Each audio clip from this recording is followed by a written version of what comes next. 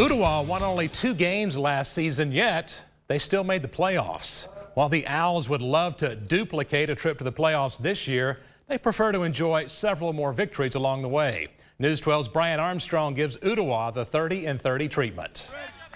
Goose Manning is returning for his second season in charge of Ooltewah High School. He says after coming in just before the start of last season, it's great to have a full off season under his belt.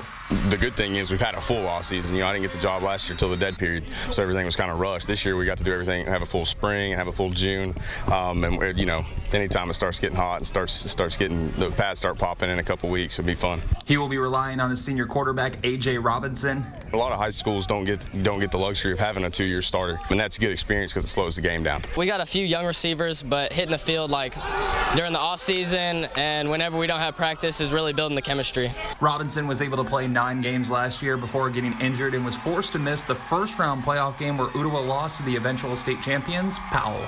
We took a first-round exit in the playoffs and didn't have the year we wanted to. It was a good experience for us to get on the bus and take a road trip and get back to the playoffs after a couple years not being there. But it's good motivation for me. My injury wasn't too bad, so coming off it wasn't really that bad. I just had some PT, so I'm excited for this year. Manning knows Robinson is ready to take on the leadership role because he took one on during last spring's baseball season.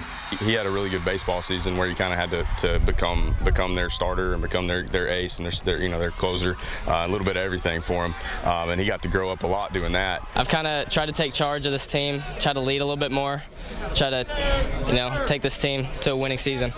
30 schools in 30 days, sponsored by Armor Exteriors and Food City.